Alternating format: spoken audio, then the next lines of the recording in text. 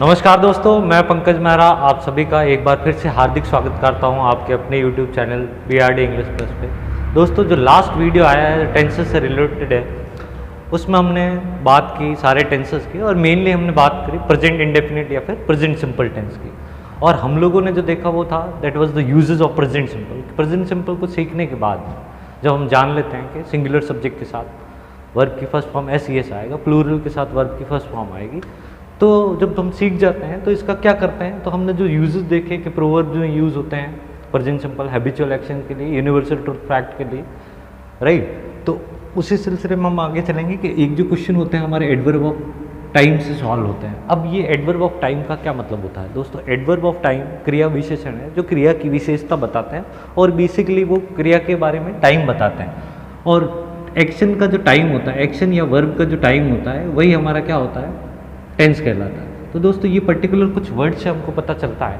अगर मैं बात करूँ प्रेजेंट सिंपल की तो बहुत ज़्यादा है और प्रेजेंट सिंपल बहुत ज़्यादा बार पूछा जाता है। जैसा कि मैंने पिछले वीडियो में आपको बताया कि प्रेजेंट सिंपल सबसे ज़्यादा पूछा जाता है, सबसे ज़्यादा इंपॉर्टेंट है। तो दोस्तों, आज का वीडियो फटाफट से स्टार्ट करते हैं। उससे पहले मैं चाहूँगा कि आप ज़्यादा से ज़्यादा वीडियो को लाइक करें अगर आपको समझ में आ रहा है, ज़्यादा से ज़्यादा शेयर करें अपने दोस्तों में, जो भी एयरफोर्स एस्पिरेंट्स हैं, ये जो भी कंपटीशन एग्जाम्स लिख रहे हैं जिनमें वो इंग्लिश फेस करने वाला है। तो आइए बिना टाइम वेस्ट किए स्टार्ट करते हैं। एक आपने सबसे फेमस जो देखा होगा दैट इज़ ऑलवेज।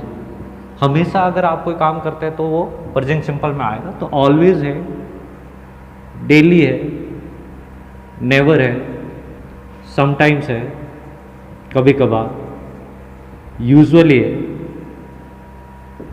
रेयरली है, ओकेजनली है,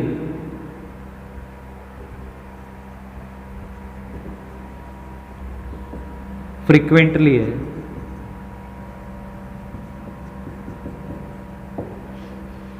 यूजुअली, रेयरली, जनरली, सेल्डम। तो ये हमारे कुछ इस प्रकार के शब्द हैं या जिनको हम एडवर्ब ऑफ टाइम कह सकते हैं, जिनसे हमें वर्ब के एक्शन के टाइम का पता चलता है। That is always, daily, sometimes, never, usually, generally, rarely, occasionally, frequently, seldom, right. अब इनके अलावा और क्या आ सकता है? तो इनके अलावा दोस्तों क्या आ सकता है, देखना, एवरी डे। अब एवरी डे ऑलवेज जैसा ही है, डेली जैसा ही, एवरी डे की जगह मैं क्या यूज़ कर सकता हूँ, एवरी नाइट। एवरी नाइट के अलावा एवरी वीक, एवरी वीक के अलावा एवरी मंथ, और इसके अलावा क्या यूज़ कर सकते हैं, एवरी ईयर। तो कोई काम हर साल होता है, हर महीने होता है, हर वीक होता है, that is also habitual action और routine action, that should be constructed in present simple. और प्रेजेंट सिंपल का क्या मतलब हुआ कि subject is followed by V1। V1 कब? जब सब्जेक्ट प्लूरल है और वर्ब की फर्स्ट फॉर्म के साथ S या ES लगाएंगे जब ये सिंगुलर होगा, और दैट इज ऑब्जेक्ट। ये हमारे एफर्मेटिव सेंटेंस का फॉर्मेट होता है, राइट। और रही बात प्रेजेंट सिंपल के जो हेल्पिंग वर्ब है डू और डज, ये किन के साथ में आते हैं? डज आता है सिंगुलर सब्जेक्ट के साथ में और डू आता है प्लूरल सब्जेक्ट के साथ में। जैसे मैं आई बोलता हूँ, मैंने आपको पहले पिछले वीडियो में बताया, आई, वी, यू, दे, ये सब क्या है, प्लूरल है। तो आई डजेंट लाइक नहीं होगा, I do not like, right. तो every day, every night, every week, every month, या फिर इसके अलावा क्या यूज़ किया जा सकता है, वंस। वंस का मतलब है एक बार, या क्या हुआ, ट्वाइस, मतलब दो बार। कब? In a day, week, month और year. Twice in a year, once in a year, our school goes to Shimla once in a year. बिल्कुल सही सेंटेंस है कि हमारा जो विद्यालय है वो वर्ष में एक बार, साल में एक बार, ये साल में दो बार भी बोल सकते हैं, twice in a year, twice in the month, goes to Shimla और goes to historical places, right. तो इस टाइप के जो सेंटेंस होते हैं वो इन्हीं को देखने हैं। और लास्ट और सबसे महत्वपूर्ण मैं बोल रहा हूँ, अगर हमारे पास में डेज दे रखा है, ऑन संडेज, ये मार्क करना, या दे रखा है ऑन मंडेज, बोलता है सोमवारों को या मंगलवारों को, या फिर हम बोलते हैं ऑन संडेज, रविवारों को। On Sundays I go to market, so रविवार को मैं मार्केट जाता हूँ, हर रविवार को जाता हूँ, that is also my routine और हैबिचुअल एक्शन। तो दोस्तों, ये था हमारा प्रेजेंट सिंपल, जहाँ हमने पिछले वीडियो में प्रेजेंट सिंपल के 5 से 6 यूजेस देखे, ठीक है। और आज हम क्या देख रहे हैं, एडवर्ब ऑफ टाइम, इनसे भी हम क्वेश्चंस को करते हैं। इनके अलावा कंडीशनल सेंटेंस में इसको पूछ सकते हैं, राइट। तो ये जो हमारे एडवर्ब ऑफ टाइम है, ये अगर हमें सेंटेंस में देखने को मिलेंगे तो we will try to construct that particular sentence in present simple. और what present simple, affirmative construction में वर्ब की फर्स्ट फॉर्म आएगी या फर्स्ट फॉर्म के साथ में एस ई एस आएगा। कब आएगा एस ई एस? जब सब्जेक्ट सिंगुलर होगा। और रही बात नेगेटिव की या इंट्रोगेटिव की, जहाँ हम डू डज यूज़ करते हैं, तो डज हम यूज़ करते हैं सिंगुलर सब्जेक्ट के लिए और डू यूज़ करते हैं हम प्लूरल सब्जेक्ट के लिए, राइट। अब इसी के पैरेलल हम स्टडी करेंगे पास्ट सिंपल की। मैं चाहूँगा कि आप प्रेजेंट सिंपल को जैसा अच्छे से पढ़ा है उसी प्रकार से आप पास्ट सिंपल को भी पढ़ें, और ये भी ऑलमोस्ट इतना ही इम्पॉर्टेंट है, ठीक है, कि आप इसको पढ़ें और अच्छे से पढ़ें। तो मैं आपको पहले पास्ट सिंपल बता देता हूँ कि जब भी मैं पास्ट सिंपल कहूँगा या कोई बुक पास्ट सिंपल बोलते हैं, कोई भी टीचर पास्ट सिंपल बोलता है, what past simple mean. Past simple का मतलब है अगर एफर्मेटिव सेंटेंस है जिसमें कोई क्रिया हो रही है तो we will use subject and subject is followed by verb की सेकेंड फॉर्म। हम V2 का यूज करते हैं, वर्ब सेकेंड फॉर्म। और अगर बोले नेगेटिव हो जाए तो we will use did not, क्योंकि हम क्या बोलते हैं प्रेजेंट सिंपल के हेल्पिंग वर्ब क्या है, डू डज, और पास्ट सिंपल का क्या है, डिड। लेकिन इनके बीच में एक सिमिलैरिटी है दोस्तों। मैंने बोला प्रेजेंट सिंपल का डू डज और पास्ट सिंपल का डिड, इन दोनों में एक सिमिलैरिटी है कि इनके हेल्पिंग वर्ब जो डू डज और डिड है, ये एफर्मेटिव कंस्ट्रक्शन में, एफर्मेटिव सेंटेंसेस में यूज नहीं किए जाते हैं। जैसे सेंटेंस लिखूंगा, जैसे मैं यहाँ जोधपुर में रहता हूँ तो मैं लिखता हूँ आई लिव इन जोधपुर। मैंने कहीं डू डज का यूज नहीं किया। लेकिन मैं जयपुर में नहीं रहता तो मैं लिखूंगा आई डू नॉट। आई क्यों, डू नॉट प्लूरल है, आई do not live in Jaipur. तो मैंने कहा कि डू डज और डिड में एक सिमिलैरिटी है। व्हाट इज दैट, कि डू डज और डिड जो कि प्रेजेंट सिंपल और पास्ट सिंपल के हेल्पिंग वर्ब है, ये एफर्मेटिव या पॉजिटिव सेंटेंसेस में नहीं यूज किए जाते हैं, ये नेगेटिव और इंट्रोगेटिव सेंटेंसेस में यूज किए जाते हैं। तो जो डिड है वो हम एफर्मेटिव में नहीं लिख रहे हैं, और जब नहीं लिख रहे हैं तो हम वर्ब की सेकेंड फॉर्म का यूज करते हैं। और जैसे ही हमारा सेंटेंस नेगेटिव होगा, चाहे हमारा सब्जेक्ट सिंगुलर है या प्लूरल है, कोई फर्क नहीं पड़ेगा क्योंकि एक ही हेल्पिंग वर्ब है, हम लोग यूज करेंगे डिड नॉट, और did not is followed by V1। आप दोस्तों ये याद रखना, डिड आते ही वर्ब की क्या आएगी, फर्स्ट फॉर्म, और डिड नहीं आएगा तो वर्ब की सेकेंड फॉर्म। डिड कब नहीं आएगा, एफर्मेटिव में, तो सेकेंड फॉर्म, और डिड आएगा कब, नेगेटिव और इंट्रोगेटिव सेंटेंसेस में, तब वर्ब की फर्स्ट फॉर्म यूज की जाएगी। तो दोस्तों ये सिंपल सा हमारा पैटर्न है पास्ट सिंपल का।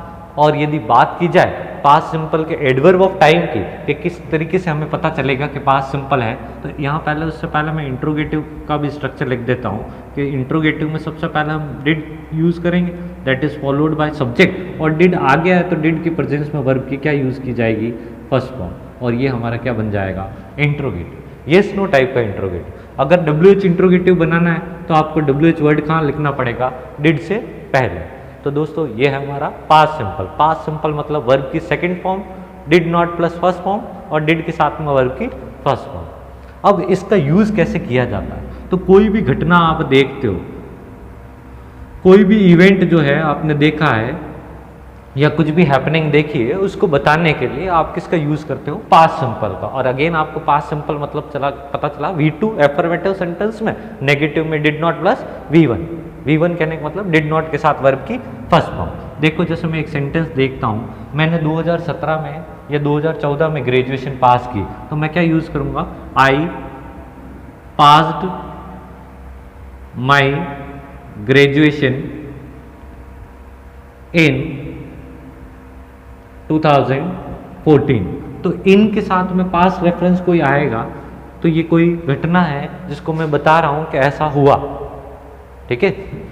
एक ऐसा सेंटेंस और लीजिए, मुगल्स वॉन, विन की second form, won the battle of Panipat.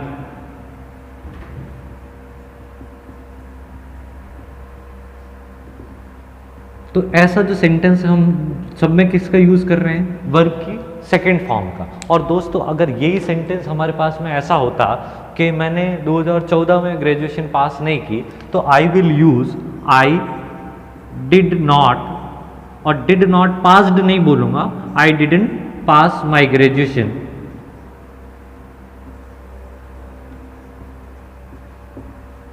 इन 2050।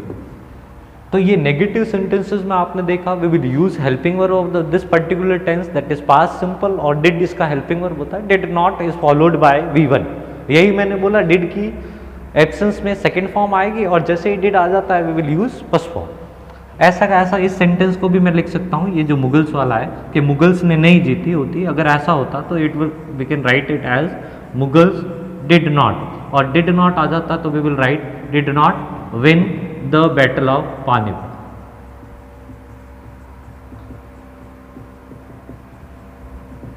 तो ये था दोस्तों हमारा प्रेजेंट सिंपल, और प्रेजेंट सिंपल के साथ में पास्ट सिंपल। पास्ट सिंपल मैंने आपको बता दिया है रिपोर्ट बताने के लिए, या आप कोई भी घटना देखते हो तो उसको बताने के लिए यूज़ किया जाता है।